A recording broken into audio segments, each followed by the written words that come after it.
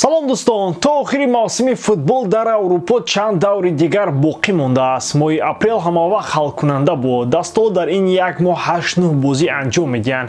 Бисёр ҷолиб аст ки дар Англия аз се даста Ливерпул, Арсенал ва Манчестер Сити кадоми аввал шуда ба марра мерасанд. Ин дастҳо дар миёнаи ҳафта як бозӣ анҷом дода ҳамагӣ ғалаба карданд ва дарҳол дар рӯзҳои истироҳатӣ ба набарди навбатӣ тайёр мешаванд. Аз бозии Манчестер Юнайтед ва Ливерпул интизориҳои зиёд аст. Шогирдони Юрген Клоп дар ин мавсим ягон бор натавонистанд рақиби ашадии худро шикаст диҳанд. Акнун дар пойгаи қаҳрамонӣ имтиёз аз даст додан мумкин аст. Мебинем чӣ мешавад. То он вақт хабарҳои дигар пешниҳод мегардад.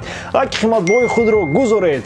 мо бошем сар мекунем. Дар ватани футбол имрӯз як қатор бозиҳои ҷолибу диданӣ мегузарад ва аз ҳама асосаш ин албатта рақобатҳои Манчестер Сити ва Арсенал мебошанд ки онҳо барои қаҳрамонӣ бо Ливерпул мубориза мебаранд. Ин дастҳо бояд дар бозиҳои худ ғолиб бароянд. Тамошои рақобатҳоро бо 1x бозам ҷолибтар гардонед. Дар он ҷо регистратсияи осон, пур кардани маблағ аз тамоми гӯшаву канори дунё, вале аз ҳама муҳим бонус то ҳаҷми $100 дар аввалин пардохт бо промокоди AMG 0777. ссилкаи бозӣ дар комментарияи ин видео.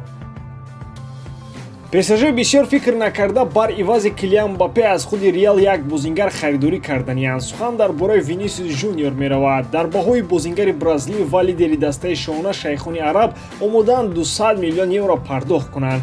пул проблема не. ПСЖ барои Неймар €222 миллион ба об партофта буд. Винисиус 100% беҳтар аз ҳамватанаш хоҳад буд.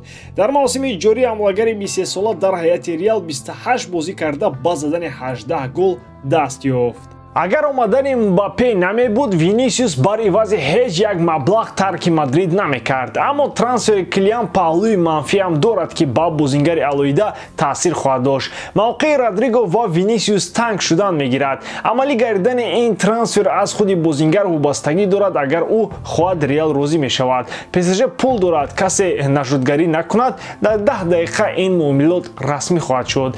ғайр аз ин Ливерпул ва Челси ҳам ба Винисиус ҳавасманд буданд. фикр мекунам ба Англия омадани бозингари бразилӣ шанси хеле кам дорад. Ал-Ҳилол ҳам дар омади гап метавонад ба зудӣ ситораи асосиашро ба ватанаш гусел намояд. Зеро дар набуди Неймар ҳам дастаи Жорже Жезус кадом ҳариферо мехоҳад мағлуб мекунад ва чӣ рекордҳое ки аст ба даст овардан гирад.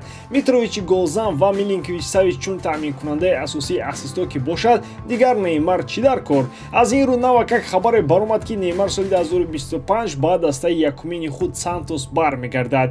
Ин нақшаву ниятҳо ҳама аз барои омодагиҳои хусса ба чемпионати ҷаҳон аст. бовар кунед, агар барои чемпионати ҷаҳонӣ бошад, беҳтараш ки нагузарад. Зеро то он даме ки Неймар бо ҳамон хислату амалҳои худписандиаш дар мунтахаби Бразилия гапзани асосӣ аст, бразилиён ҳеҷ вақт қаҳрамон намешаванд. Аз ҷониби дигар Сантос омодаи ба иҷора гирифтани бозингари Бразилия аст. Зеро дар Аврупо дигар бо чунин иштиҳои баланди пулӣ ӯро касе на фақат ба иҷора намегирад, балки бепул ҳам лозим нест. Аз ин рӯ агар ба дастаи маҳбуби ватанӣ наравад ва истироҳат накунад, кулли нақшаҳояш ба нобудӣ мераванд. дар ҳамин ҳол дар мавриди вариантҳои бозгашти Неймар ба Барса ҳам хабарҳо нашр мешаванд. Масалан, гуфта мешуд ки Неймар аз дастаи худ хоҳиш кардааст ки ӯро ба иҷора ба Барселона равон намоянд. Дар ин бора Sport Yes навиштааст: агар дар бораи оморҳои ин мавсими Неймар ҳарф занем, ӯ чандин асистҳои вазмин ва голҳои зиёде дар шифохона ба номаш ихтисос дод. Дар майдон бошад, ин мавсим Неймар дар 5 бозӣ ба майдон омада бо 1 голу 3 ассист аз майдон берун шудааст. ҷароҳатҳои сершумори Неймар бо гузашти сину сол зиёд шудан мегирад. Ба назарам ҳатто Ал-Ҳилол ҳам баъди додани €90 миллион ба парижиён ва таъйини маоши афсонавӣ аз чунин кораш сахт пушаймон аст. ҳоло Сантос ҳам нозу нузи зиёди Неймарро бардошт карда наметавонаду аз кори кардааш афсӯс мехӯрад ки дигар фоида надорад.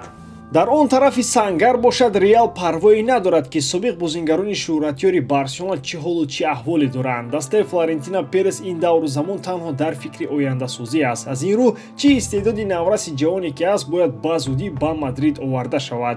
дастаи шоҳона ба шикори бозингарони бо лаёқат баромадан ва ба зудӣ бояд дастаи Дон Карло бо ду ҷавони дигар пурра шавад. ин нафарон Лени Йорои 18 сола ва Франко Мастастуони 16 сола мебошад. Лени Йоро бозингар бозингари Лили Фаронса буда шартномаи корияш то соли 2025 муҳлат дорад. Ёро нафаре аст ки шумораи зиёди дастаҳои пулдор дар ормони даъвати ӯ ҳастанд. Ин мавсим дифоъгар Лени Ёро 29 бозӣ дар ҳамаи мусобиқаҳо гузаронида 2 гол ба самар расонидааст. Дар бозор бошад ӯро аслан 40 миллион евро нарх кардагиянд ки барои дастаҳои пулдор 30 миллиону 40 миллион он қадар пули бузурге ҳам нест. Нафари дигаре ки таги чашми скаутҳои Реал қарор гирифтааст, Франко Мастастуони 16 сола мебошад. Ин аргентинии ҷавон аз River Plate новобаста аз он ки ҳамагӣ 9 бозӣ дар сафи асосӣ гузаронидааст, аз худ сару садо баланд карда тавонист. Истеъдоди волои ин нимҳимоятгари ҳуҷумкор аллакай диққати чандин дастаҳоро аз ҷумраи Реал сӯи кашида, шартномаи корияш бо Ривер бошад то соли 2026 муҳлат дорад. Гапи охирин албатта ки ояндаи Хави ва даводаи Барсаро дар бар мегирад. Ҳарчанд ки Хави на як бору ду бор дар мавриди рафтанаш аз Барса гуфта гузашт, вале роҳбарони ин даста мехоҳанд бо ҳар роҳу восита ӯро нигоҳ доранд. Хави бошад аслан нияти мондан дар дастаи орзуҳои худро надошт, аммо бо як шарт ин кор имкон дорад.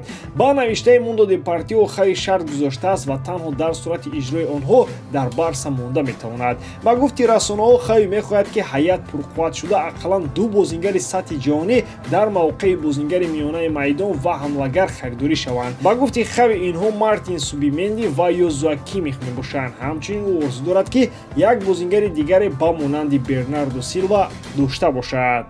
танҳо дар сурати ҳал шудани мушкилот бо қоидаҳои молиявии ферплеи Ла Лига ва пурқувват шудани даста Хави дар Барса монда метавонад, вале анҷом додани чунин корҳо барои дастаи дар буҳрон қарор дошта мушкил хоҳад буд. Аз як тараф Лапорта вақти баромадан аз мушкилот дилхоҳ фишангҳоро пайдо карда метавонад ва ё мисли аксари мансабдорон ваъда медиҳад, вале иҷро намекунад. Ба ҳама маълум аст ки дар Барса агар як бозингари хуби вайронкор бошад, даста обод шудан меравад. Агар хоҳиши Хавиро иҷро кунанд, мебинем ӯ ба чӣ корҳо қодир хоҳад буд. ё мисли Гвардиола мешавад ва ё ба забони мардум бигӯем як балабол. ба ҳамин тамом бояр ки эҷодкории ман ба шумо писанд меояд. Лайк, комментария ва дар канал обуна шуданро аз ёд набароред. бо шумо мисли ҳар вақта Муҳаммад Гаиров. Хай бародарон, дар паноҳи Аллоҳ.